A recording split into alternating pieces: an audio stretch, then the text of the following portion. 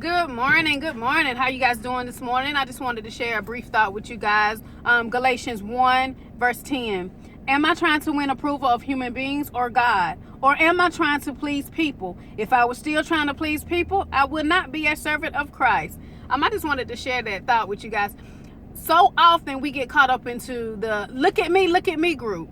And we forget about the group that I'm by any means necessary, I'm going to complete this assignment. We worrying about all the likes and the follows and the shares, and then we get caught up into that and what it looks like in the perception of what somebody else is doing, that we don't even really know if they are living what they're saying or they're just being seen. So often we say, oh my God, they anointed. They is anointed over there, honey, because look at them lights. People are following them. They anointed. But then you look at the oil and they can't even break up the foundation that they stand on. This is what we have to realize, that when we're called to certain things, we don't have to do it by ourselves, whether anybody is with us or not.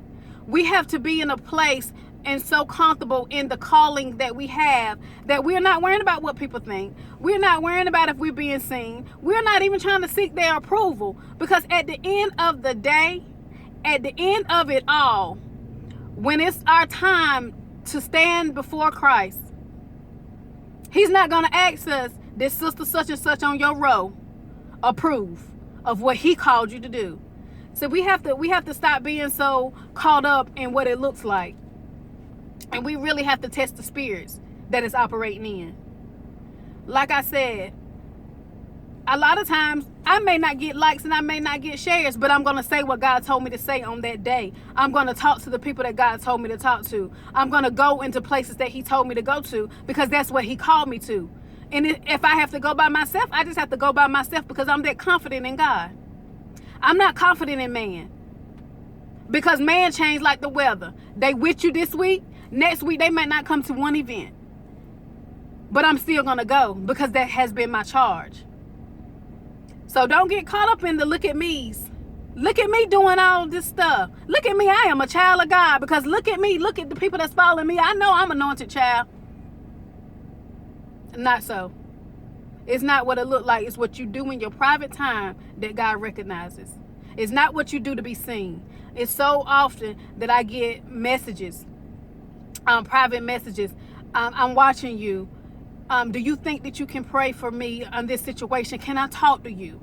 That's my reward. Not the likes and shares in the comments. It's the people that trust me enough to know that I'm going to go to God on their behalf, or I'm going to help them, or I'm going to guide them, I'm going to stand in the gap for them. That is where my reward comes from. It's not about being seen. Because sometimes people just jump on what is popular because everybody else is doing it. It's not that they have faith in you. They just don't want to be left out. So what are you doing it for? Is the question. Who are you seeking approval from? Are you trying to please God? Or are you trying to please man? I'm not saying that you're not anointed, so don't get me twisted. But I'm just saying, will you still have that same passion when don't nobody share your stuff? When don't nobody come to your event? Are you still going to put the work in? Because it's many times that when I had to go to do different things, I had to go speak in different places, I had to do different events and things like that, or people come to me and want to pray or need my advice or something. The only person that I had with me was my covering. And by my covering, I mean Mr. Hall. Me and Mr. Hall have went to battle on a lot of demons on other people's behalf. And we still get the work done. And we've seen the manifestation of different things come to pass by just us touching and agreeing on behalf of somebody else. So when I'm asking you, who are you doing it for? Ask yourself that question. When you jump out here and you're doing certain things and you going certain places, and then there's a disappointment in your heart because you thought more people was going to show up, remind yourself, I'm not even doing it for these people. Because who you are assigned to in that moment, what your words that you say, once you are assigned to a certain people, it is your charge to complete that assignment. You may only be called to one person on that day, but you don't know what changes you made in their life just by you being obedient, even when nobody else was around.